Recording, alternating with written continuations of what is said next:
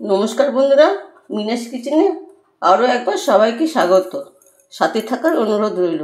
আজকে আমি রুই মাছের ঝোল করে দেখাবো। এখানে জ্যান্ত রুই মাছের পিস নিয়েছি কয়েকটা। প্রথমে নুন হলুদ দিয়ে মাখিয়ে নেব।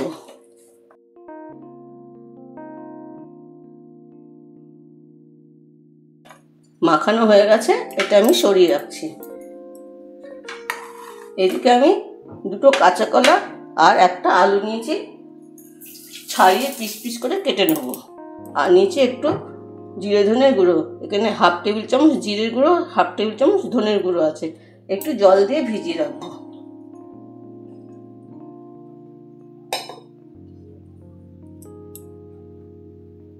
আলু আর কাঁচকলা ছাড়ানো হয়ে গেছে, আমি এবার টুকরো করে কেটে নিচ্ছি। ঠিক এইভাবে কেটে নিয়েছি। কাঁচকলাগুলো জলে দিয়ে দিলাম।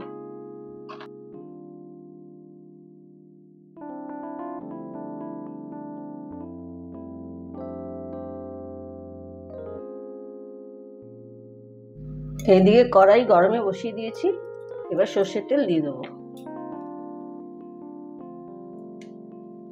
প্রথমেই মাছের পিসগুলো ভেজে নেব।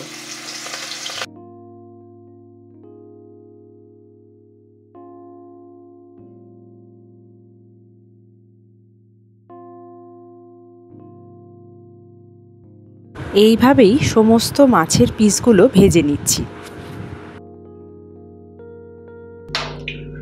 ওই তেলের মধ্যেই আরও একটু সর্ষের তেল দিলাম।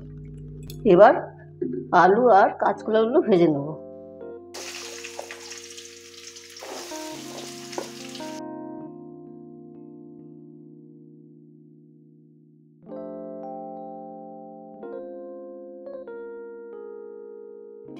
একটু ঢাকা দিয়ে দিয়ে ভাজবো, যাতে একটু সেদ্ধও হয়ে যায়, একটু লালও হয়ে যায়। আলু আর কাঁচকলা ভাজা হয়ে গেছে, ঢাকা দিয়ে দিয়ে লাল করে ভেজে নিয়েছি। এবার তুলে নেব। ওই তেলের মধ্যে একটা তেজপাতা আর একটু জিরে ফোড়ন দিলাম। এবার এর মধ্যে জিরে ধনের গুঁড়োটা, যেটা জল দিয়ে ভিজিয়ে রাখা হয়েছিল, সেটা দিয়ে দিলাম। পরিমাণ মতো লঙ্কার গুঁড়ো দিচ্ছি, হলুদ গুঁড়ো দিচ্ছি। এবার ভালো করে মশলাটা কষে নেব।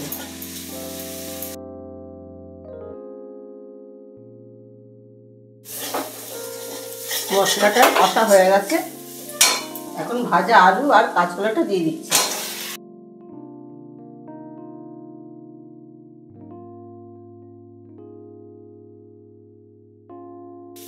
সামান্য একটু জল দিয়ে আলু আর কাঁচকলা মশলা একসাথে কষে নেব।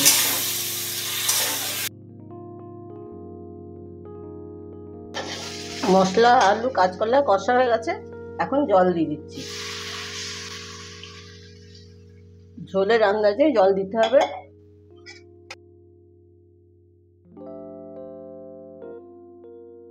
লবণ দিয়ে দিলাম।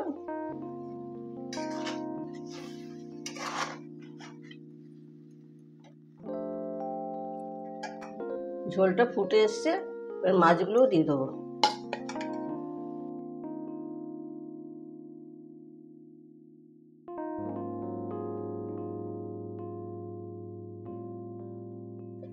ঢাকা দিয়ে ফুটতে দেবো।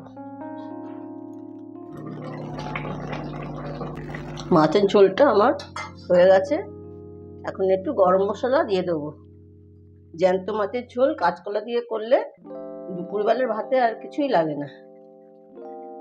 আজকে এই রান্নাটা আপনাদের কাছে কেমন লাগলো কমেন্টে জানাতে ভুলবেন না। যদি ভালো লেগে থাকে লাইক, শেয়ার, সাবস্ক্রাইব করে সাথে থাকার অনুরোধ রইল। আলুর বদলে এখানে পেঁপেও দিতে পারেন, পেঁপে দিলেও খুব ভালো লাগে। এবার নামিয়ে নেব। কাঁচকলা দিয়ে অনেকেই মাছের ঝোল করেন, আমি যেভাবে করি সেটি আপনাদের কাছে শেয়ার করলাম।